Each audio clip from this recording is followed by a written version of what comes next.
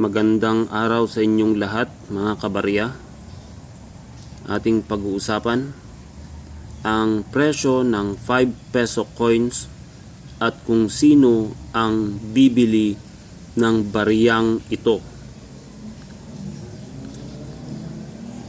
Ang presyong 5 peso coins na to, itong taong 1991, meron siyang halagang 60 to 120 pesos. Yan ay binibili ng mga kolektor. Pero may kakilala akong bumibili nito. At yan ay sasabihin ko mamaya kung sino ang bumibili ng bariyang ganito.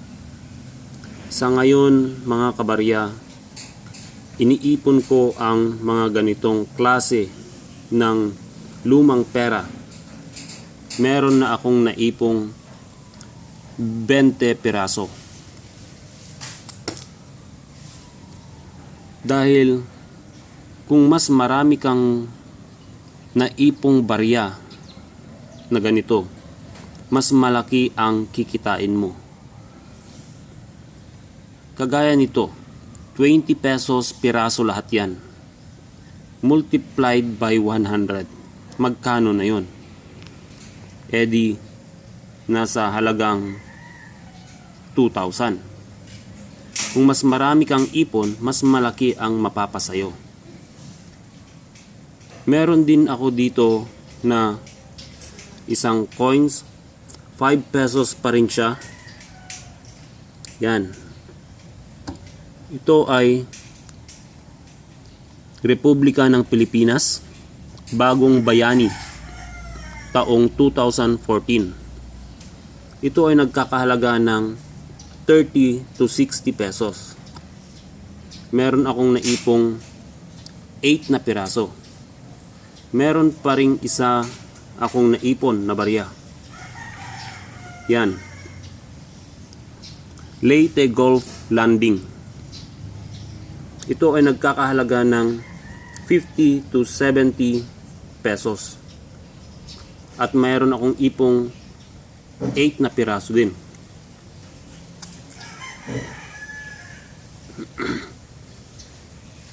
Yan guys, ang aking mga ipon. Ngayon, ating pag-uusapan kung sino yung kakilala kong kolektor nito na bumibili. Siya nga pala guys, dapat ninyong ingatan ang mga coins ninyo. Sapagkat kung maganda ang klase ng coins ninyo at ito ay naingatan, mas mahal o mas mahal bilhin ng ating kolektor. Ngunit kapag ito ay meron ng diferensya at meron ng gasgas, ito ay nagkakahalaga lamang sa 20 pesos hanggang 30 pesos. Ngunit kapag magandang klase, sinabi ko na nga kanina na nagkakahalaga siya ng 50 to 100 pesos, 120 pesos. Ngayon, sino yung kolektor na bumibili nito? Yun guys ay ayaw niyang magpakilala dahil natatakot siya na siya ay gawan ng hindi maganda ng mga taong gumagawa ng mga krimen. Kaya sikreto ang kanyang pangalan. Ngunit kakilala ko siya guys.